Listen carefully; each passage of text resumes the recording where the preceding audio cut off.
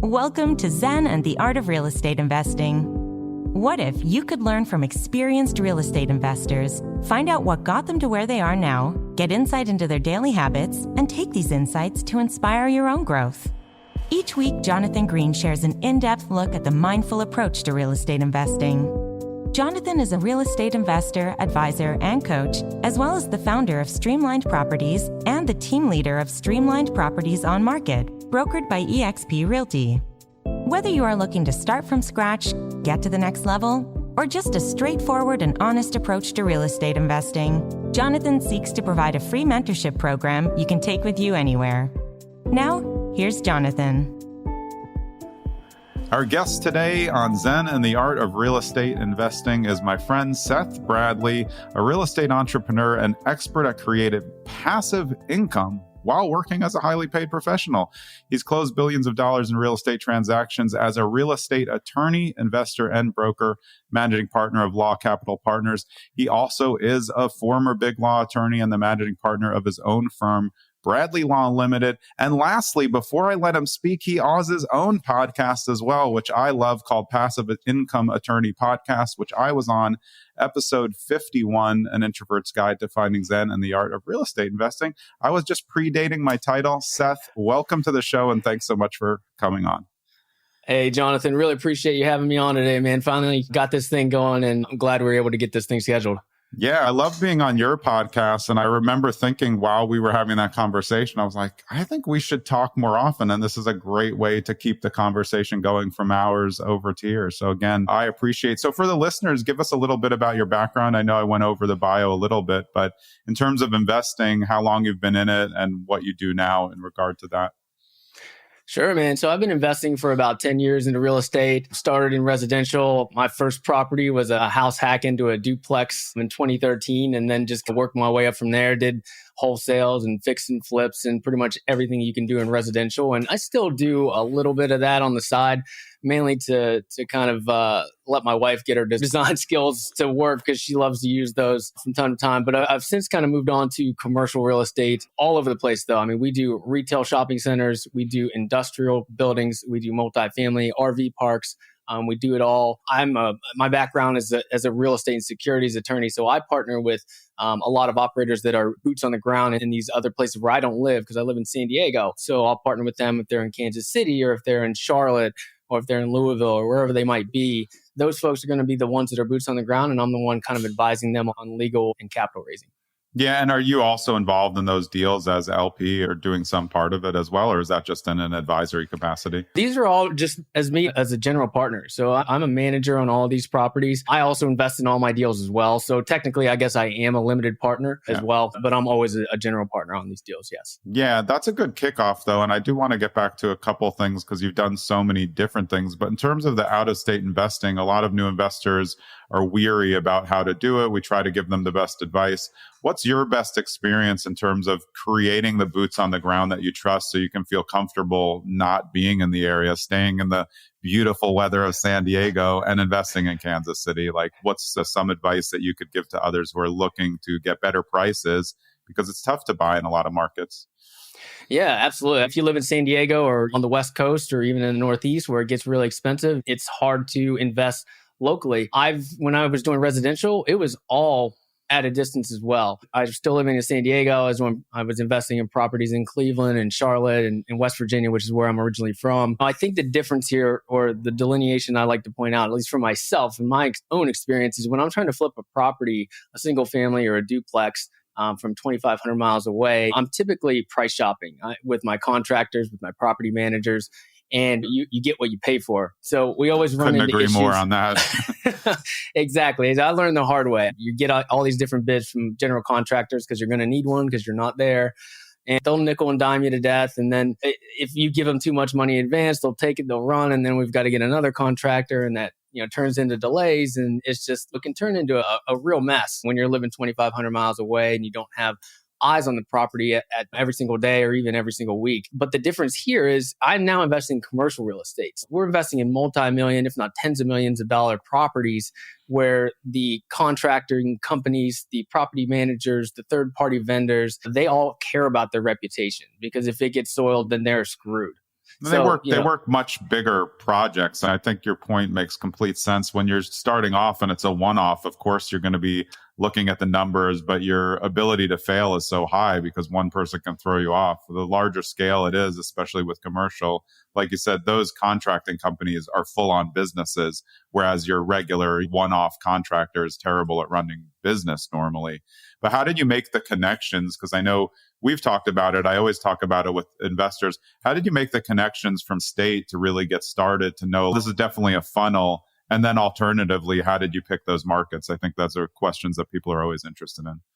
Yeah, sure. A lot of it just comes from networking, right? So typically the folks that I'm partnering with that are boots on the ground, they're going to have a better idea of who's good, what contractors are good, who they've worked with in the past, and they've whittled it down for me. So I don't necessarily have to worry about that too much unless we are going to vet a new property manager or something like that. Then we'll go through an interview process. If we don't have, for instance, a property manager that we feel comfortable with or that we know going into a closing where we're going to need someone to manage a 100-unit apartment complex, and we'll do interviews. So we'll interview 3 to 5 to 6, maybe even 7 property management companies and just see how they are and just, see if we vibe with them and see if they have the systems and processes to be able to handle that sort of project. And as far as the contractors, the same thing. And if you don't know the contractors, then you've got to ask around. You got to ask for references and recommendations.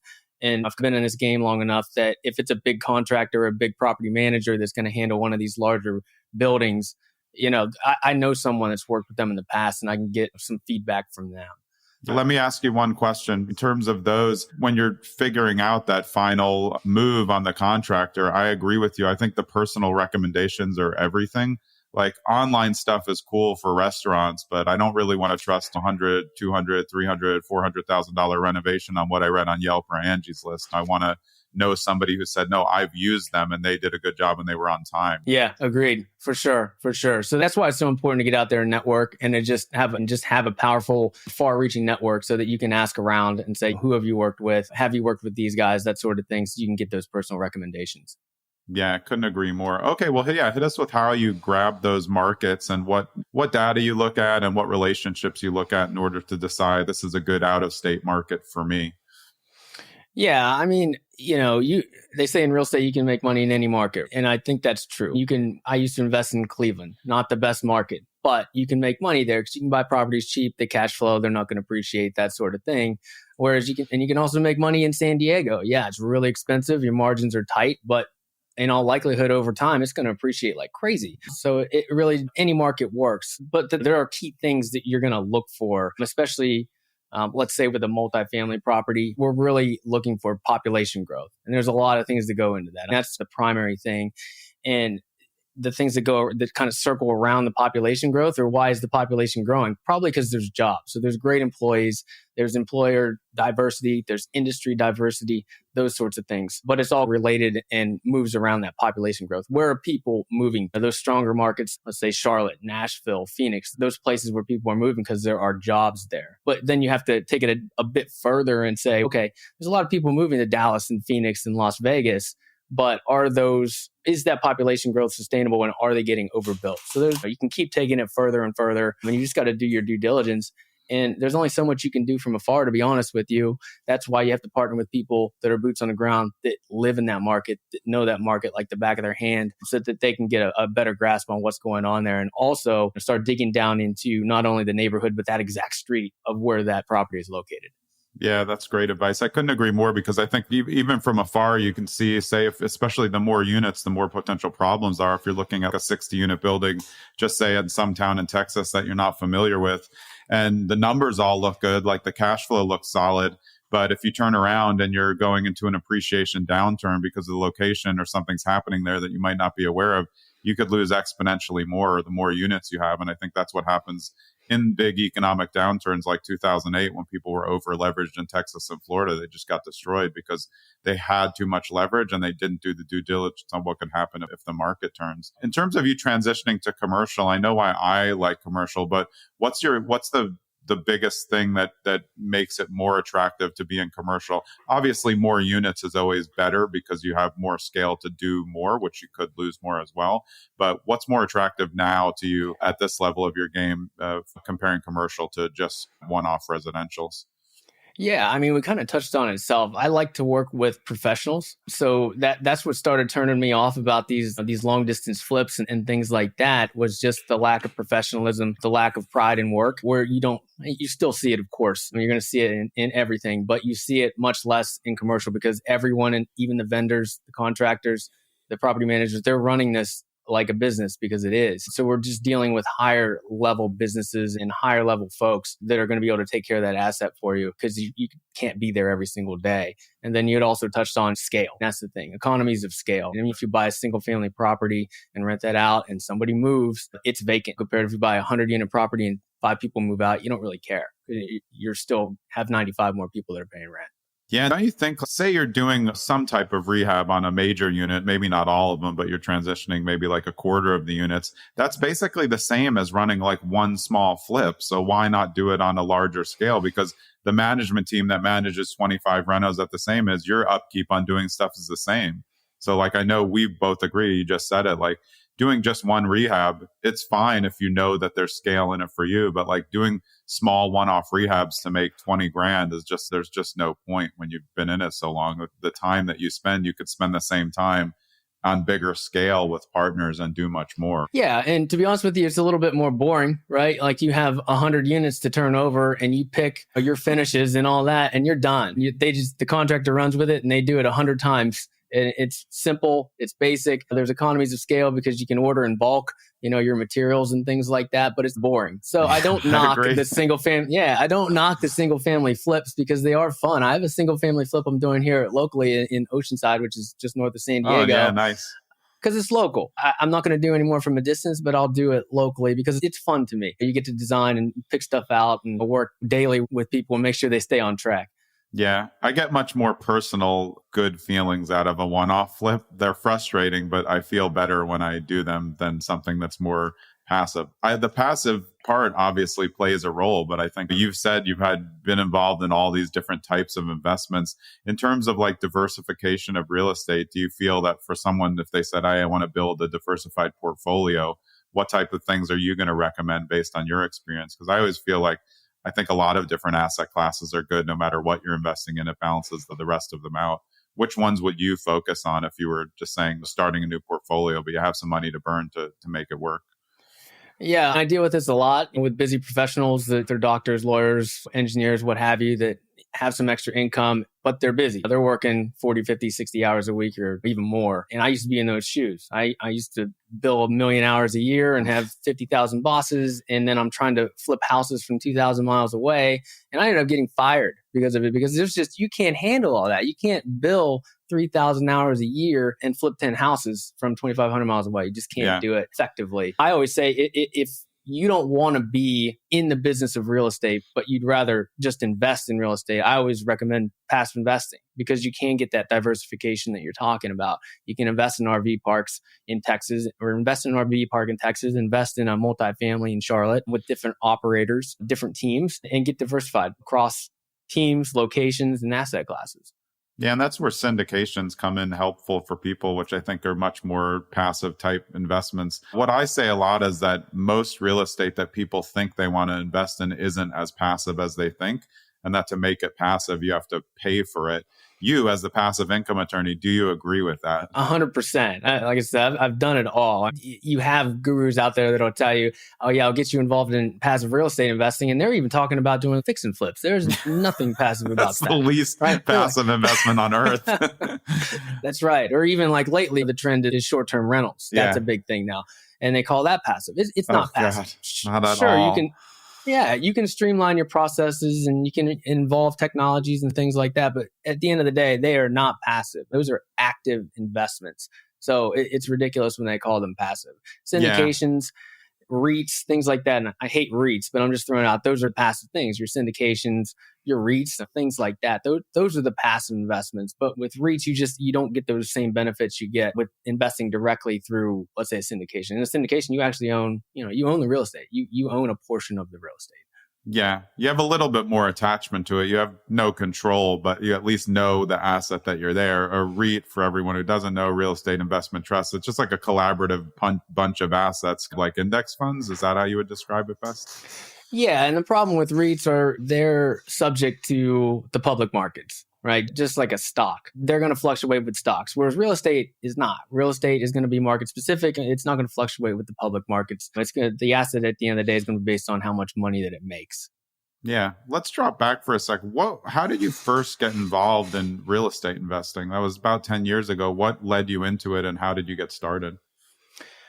Yeah, I think I started like a lot of people listening to Bigger Pockets. I read Rich Dad, Poor Dad, and you kind of get motivated from that. And then you're like, what's the next step? I want to get involved in real estate. And then you hear about Bigger Pockets and you start listening to that podcast and reading the books and you feel motivated. And, I convinced my wife to house hack into a duplex instead of buying a single family house. Nice. And that was my intro into it.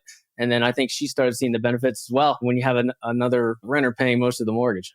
Yeah, I think that's a thing where a lot of investors go wrong is they're not involving their partners early enough in the process. And I think to be a good house hacker, both people, if you're in a partnership, have to be on board or someone's going to be unhappy the whole time. And that means the investment's unhappy. Regardless of the makeup, if you're in a partnership where you're going to be living there together, like house hacking is the one thing that it's definitely not for everybody. So having those discussions and then being like, how can we figure out if this is going to work? Can help the long-term investing as a family and making sure that this is part of our income growth for our kids, right? And that's the goal. Yeah, for sure. I've seen a lot of husband and wife that they just move into a house. They're paying a minimum down, 3.5%, 5% down or whatever for an owner occupied loan. And you live in it for 2 years and then you move on to the next one. You rent that one out, move on to the next one and the next one. And if you want to sell it, if you sell within those first 5 years and you live in it for 2, you can get no capital gains taxes on the sale. So there's people that are generating a lot of wealth if they're willing to be flexible. Even if you're willing to get started, let's say early in your 20s when you're a little bit more flexible and move maybe 5 times in 10 years, you've just accumulated 5 properties and you're well on your way to wealth. Yeah. And I think it's funny how there's a lot of investing quote gurus out there who would never buy a condo or townhouse. But like out where you are in San Diego and where I've owned plenty of properties around Encinitas, Carlsbad, you can buy condos all day. And in 2 years, you're going to make $100,000 almost every time. So I find it funny that across the board, people just want you to do X. But like condos, I feel are a great first investment for a lot of people because you have the safety of the HOA and not responsible for all the repairs. Have those been in your portfolio over time, especially where you are? Prices are high for condos, but like condos in San Diego appreciate. Yeah, no, that's right. Going back to gurus, that's just how it's done, right? If you're the guru of syndications, you just talk about syndications and that's the only way to create wealth. Or if you're the guru of short-term rentals, that's the only way to create wealth. You just have to stick to your lane or whatever. And that's the only way you get people to follow, or at least that's what they think. And that's the problem because there's a lot of different ways to make money in real estate. Yeah, I think that people forget about that. They lock in on a first strategy, and then if it doesn't work out, they're quitting, but not looking at all the options out there, like we talked about before, and just being diversified. But I think you have to be diversified in your ideas to start, because just because you want to flip doesn't mean a flip's your best first investment in your market. Maybe you are in an Airbnb market, so knocking out one of those and figuring out that process is just a better start, depending on where you are. I wonder if you agree with me on this because you've invested from afar for so long. If someone wants to do their first investment, would you recommend that it be nearby so they can see, feel, touch it just to get the experience? Again, I think it depends on what kind of investment it is. If you're doing a fix and flip, probably. If it's your first investment and you're doing a fix and flip from long distance, it's going to be difficult without you being there pretty often. If it's a passive investment like a syndication, absolutely not. You invest in the best deal with the best sponsors that you can find. It doesn't really matter how far away it is from you because you don't need to be there. You're not operating the property. Yeah, and you're just collecting the returns. You have no obligation to do anything else in those cases. Awesome. Let's sidestep into some of the questions that I sent you before. These are some great answers. This podcast is about the mindful approach to real estate. And when we got on your podcast, I was like, oh, we're definitely going to connect on this. You have to get to a level of Zen to figure out like what things work. It's why a lot of us get out of the 9 to 5 and focus on our own businesses and our own careers and creating our own firms like that. But so I asked you before, your greatest influence in real estate, it's your dad, but you said not because of the same reason as it was for my dad who owned a lot of real estate. Why was your dad your biggest influence in your kind of real estate journey? Yeah, I would say because he didn't invest in real estate other than our own family home. We own that. But it was more so because he showed me man, this is exactly what you don't want to do. He got his degree. He worked as a teacher in grade school and high school and absolutely loved it, but made no money. Back in the day, we're talking like 40, 50 years ago, and even teachers now don't make that much money, but he was making nothing. So he had to quit teaching, which he loved doing, and go to the coal mines. I grew up in West Virginia, and you can make good money in the coal mines. Yeah. And he worked in the coal mines for 20, 30 years. And it was just, really hard on his body. And he's still struggling with that now. He's in his 70s and he struggles with his knees, his hips, his elbows. Every single joint is just destroyed because of what he had to go through to just earn a buck. And I remember one particular moment when I might have been like 6 years old, maybe younger than that, when he took me down to the coal mines and we went down in one of those elevators that seemed like it was going down for a half an hour. It seemed like that when I was a kid. And then he's like, I'm going to show you where I work every day, son. And you open up the doors and you're waiting for your kid. You're like, okay, what are we going to see here? And there's absolutely nothing. The elevator doors open up and it's pitch black. You don't see anything. And he's like, turn your light on, because I had a hard hat on. Turn your light on, turn it on. You still can't see anything. It's cold. Right. And he's like, son, this is where I have to work every single day. And this is not what you want for yourself. That's why you got to go get a degree, get a college degree, get an education and go that route, because that's how parents think, right? I don't necessarily believe you need a degree and you need all that anymore. I agree. But the advice at the time was get your degree, get a good job so you don't have to do this blue collar work. And that just stuck with me. And that's really why I went to college. And I mean, I don't know if I went to college anyway, but I went to college and I started going to med school, dropped out of that. And I was like, oh man, I got to do something else. I got to keep going. So I ended up getting my MBA, and then I went to law school. And then all this time I've been interested in real estate and got involved in real estate and entrepreneurship. And I've since moved on from the W-2. That whole conversation when I was 6 years old got me started on that pathway. Yeah. Obviously, my dad was involved in real estate, but he was an attorney and I was an attorney, and I did the same.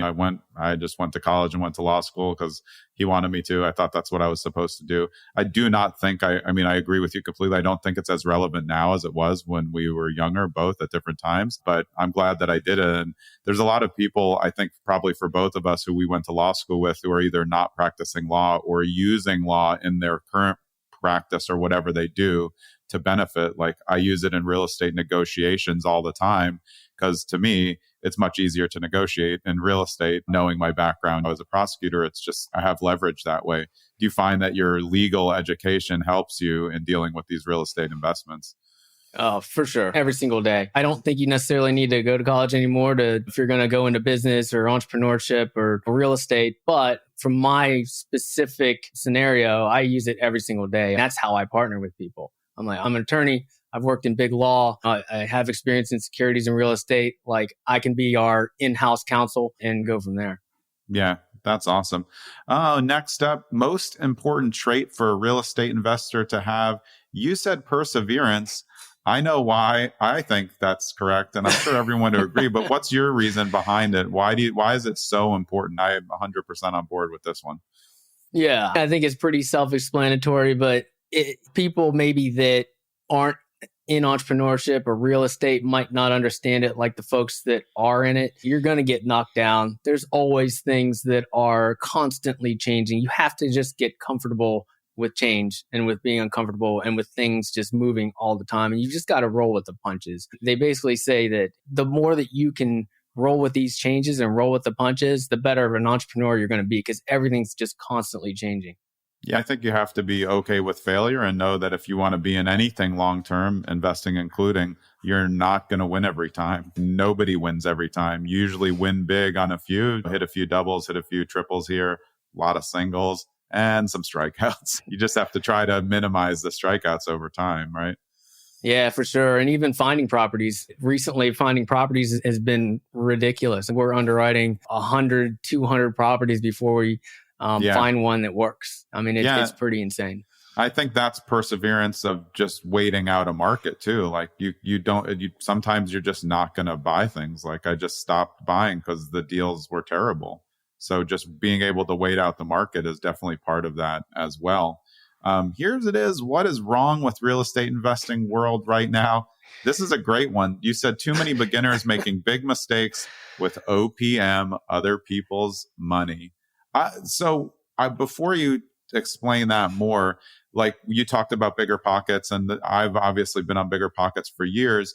And one of the things I find that it's a great place for beginners, but because it's an open forum, it can't be fully vetted as what everybody's saying is true. So there's a lot of people hustling for beginners on there, and that's where beginners can go wrong. So you're saying beginners are making mistakes with other people's money. I agree. Where are you seeing it the most, and why do you think it's happening?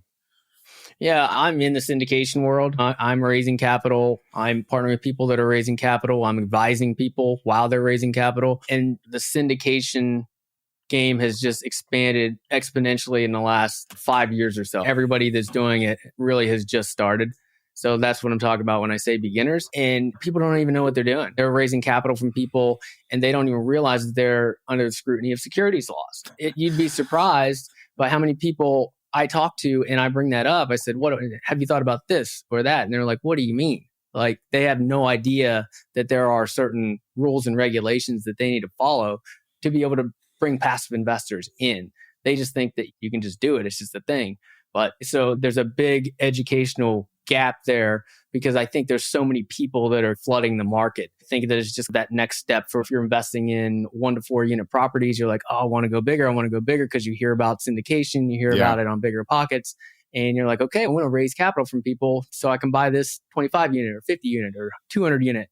And they just start raising capital from all these people and just asking people for money. And depending on your circle, they might even give it to you. But you have to stay within the rules and regulations and of the securities laws. Yeah. And so I don't want to go down a huge rabbit hole with it, but to do the syndication, you need to do a securities filing and everything needs to be filed because you are collecting other people's money and there's different consequences for different people putting it in, right? Yeah, that's right. Anytime you can define a syndication or a security in different ways, but basically in layman's terms, if you have an investor that's not doing anything other than giving you capital and they're expecting a return on that money, you have a security and you have to pay attention to securities laws. And people just don't realize even the simple partnerships where you have one partner that's doing all the work and one partner that's just giving money. Yeah. That's actually a security if this guy giving money is not participating actively or has some sort of managerial or voting rights. If this guy's doing everything and has all the power, that's a security. That's interesting because that's one of the biggest thing is that one person's the money, the other's the work. The contractors do the work, you split the profit, and that could be determined as security. That's a good tip. You heard it here. Be careful and look out for that one. Here's the next one. One way we could all collectively make real estate investing world better. This one I'm really interested in your answer. You said implementing technology like blockchain and AI. Where do you see that going in terms of helping investors do better?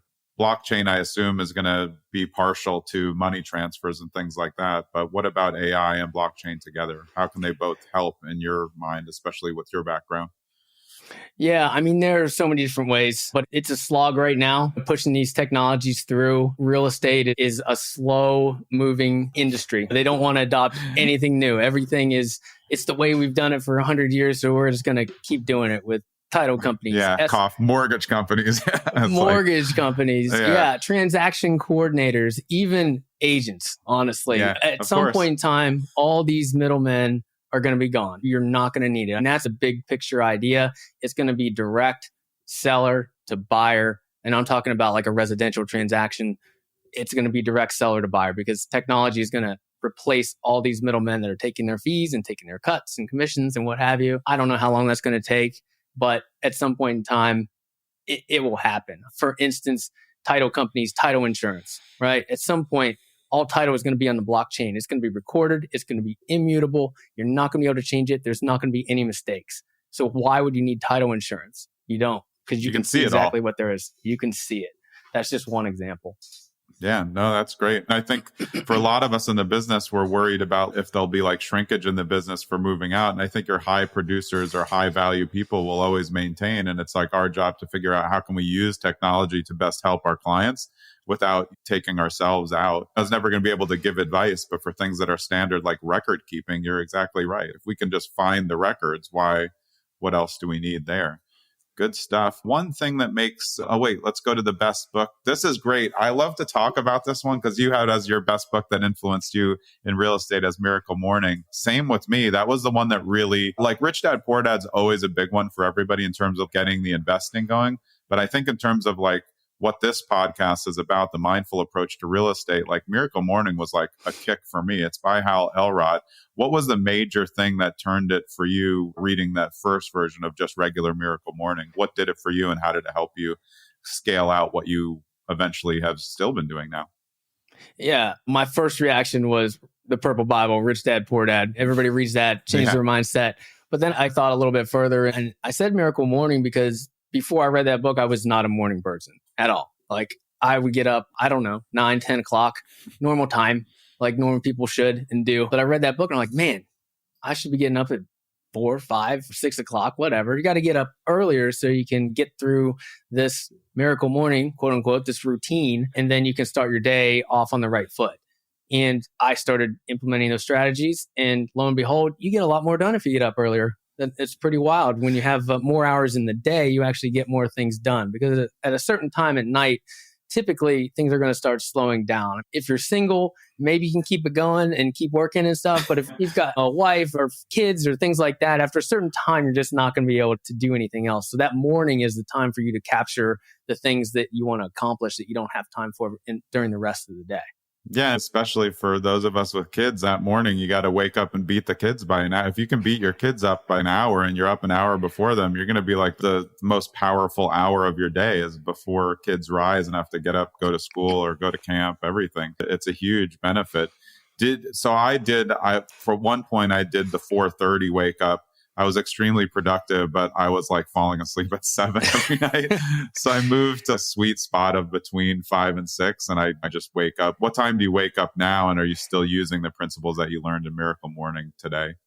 Yeah, so I am to a certain extent. My mindset has changed a little bit. I used to go through all the savers and hit all of them or hit the majority of them. Yeah. And I think that people that are not used to doing them, that's perfect. You have to have that structure to get going because you're not used to getting up at 4 or 5 a.m. You have to do these things to get in the right mindset so you can work. I've kind of changed over now where I just get up and I make coffee and I start working immediately because I don't even take the time to do it because I don't need it anymore. I don't need to go through those different things to do a bunch of push-ups to wake up my mind. I just need my coffee and I'm going to start working right now. But I think you need that structure to get started. But I will say that you have to get your sleep. I think sleep is more important than just about anything else. So what time I go to sleep is what determines what time I wake up. I make sure that I get 7 hours. If I go to sleep at 2 a.m., I will sleep until 9. Yeah. If I go to sleep at 9, I'll get up earlier. My body resists. I wake up between 5 and 6:30 no matter what. So if I go to bed at 3, maybe I'll sleep till 7. That would be late. I'd like to sleep later, but I can't. It's tough. So let's talk about your podcast a little. How did you start the Passive Income Attorney podcast and what has it meant to you? Because I was listening to it before I was a guest on it. I loved our show. I've listened to other show. I feel like it's definitely a unique perspective. But what got you started in the podcast game? Yeah, I think it was just my background and where I came from, especially coming from a legal background like yourself, getting stuck in that billing so many hours a year and not being happy with what I'm doing and just being told that I need to invest in my 401k until I'm 60 years old and then I can retire and ride off into the sunset. But I've learned through my own financial education, that's not true. And working in big law and seeing these partners that are in their 70s and still working and plugging away and billing hours and doing administration and doing all these things, you're like, man, when does it end? That's not what I want to do. If that's what success looks like, working in a big law firm, I don't want it. And I don't care how much money they're making, but like, why the hell are they still there? Yeah. Is it going to be I did the opposite. I never worked big law. I worked government law, which was the same hours with 100 times less pay. So it was extremely not worth it. But you got the high of doing good for your county or state at the time. How many episodes have you done of yours? You're at 100 now, I think, or close, right? Yeah, I'm up over 100. And awesome. To be honest with you, I've been slacking a little bit, running a few replays. I've just had so many deals One of the replays was mine, so I'm all for it. Yeah. Yeah. People usually just listen to the most recent ones anyway. So all good. There's plenty of content out there. People get caught up. Yeah, awesome. Yeah, we'll link to that for sure, as well as your website. Before we hop off, I like to ask everybody this question towards the end. If you could give a brand new real estate investor who's going into the market right now, if you could give them one piece of advice based on your experience, what would you tell a new investor who's just looking to get in now? Yeah, I always say find a mentor, find somebody that's going to show you the ropes, whether that's somebody you meet at a real estate meetup, or even if you have to pay for coaching, whatever it takes, do it. Just don't go through the mistakes by yourself, because you're still going to make mistakes. You can avoid a lot of them by having somebody that's going to mentor you or coach you through your first real estate investment, whatever it is. If it's a single family house or it's a 100-unit apartment complex, get a coach or a mentor. What do you think the best way to find a mentor is? And I'll weigh in on that as well, because it's not as easy as people think. I think too many people just put up their hands and say, hey, I would like a mentor, but why would we mentor you if there's nothing in it for us? So what do you think the best way to find a mentor is for someone who wants to get into investing and wants to learn a lot and really get it going? Yeah, I think there's a couple pieces of that. Just networking, going to real estate meetups that are local to you to try to kind of get in those circles and just meet people and shake hands. That's the first step. You can start reaching out to people that you see online. If they have a podcast like us, you can reach out to us and schedule a call or send an email or something like that. Not necessarily we're going to coach you for free. At least start the conversation and get that circle around you, and then it will grow. It's going to grow on its own. And then once you get to the next step, if you're not going to pay for coaching of some sort and you're looking for a mentor, you need to figure out where you can bring value to that person. What are you good at? What do you do for your W-2 if you're still working your job? Are you an engineer? Are you good with numbers? Can you help with underwriting? Things like that. Are you boots on the ground to a market where somebody else is looking to invest in? Things like that. Just see where you can add value to them, and maybe they'll help you out. Yeah, I agree completely. That last answer is perfect. And I think that I'm all for paid coaching. Most advice that I give people is don't invest in paid coaching systems before you know who to trust, because you're going to sink a bunch of money into a system that any of us could tell you about for free. But I do think that it's valid later. I'll see if you agree as we wrap this up. To me, like the best time to pay for coaching is when you have an existing business and you want to take that business to the next level, because that's where a coach can really increase. It's the same as what you said. If you want a mentor and you come to the table with nothing, why would somebody help you? Figure out what skills you have that could assist somebody else and have, here's my bag of tricks. This is what I can offer. Would that be of value to? And if not, figure out where you can do it. Do you agree on the paid coaching aspect? I think that makes a lot of sense. I think if you are still a newbie and you haven't started your business and you're looking for a coach, I think you need to be really careful for sure. You definitely need to do your rounds and do your research, because there's just so many people out there that are coaching and selling stuff that haven't done anything. Or even if they have, it was or it's very minor and they're not doing it anymore. You just need to make sure that the coach or the course that you're buying is given by somebody that is actually doing what you want to do. Make sure they're actually an expert in the field and they're not just really good at talking. Yeah.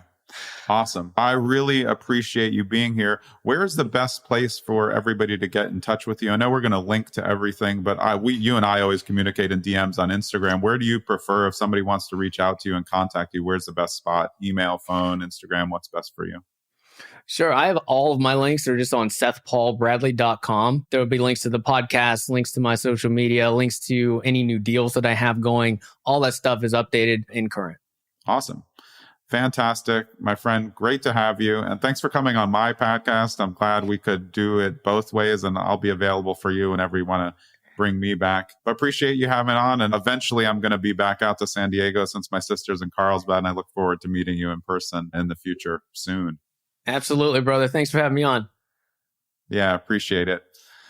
That was Seth Bradley. His podcast is the Passive Income Attorney Podcast, and we appreciate you listening today. I'm going to keep him on while I do the most uncomfortable part of the podcast because he knows about it. If you're listening to us and you're like, wow, these guys know a lot. I like real estate podcasts. You should go and subscribe to both of our podcasts. They'll just show up in your feed and you can listen all the time, but only do it if you like them.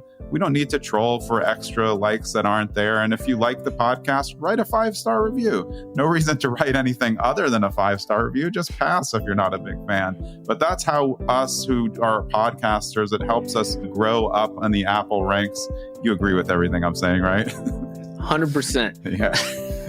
All right. We'll let it go with that. Seth, thanks so much. We'll see everybody soon.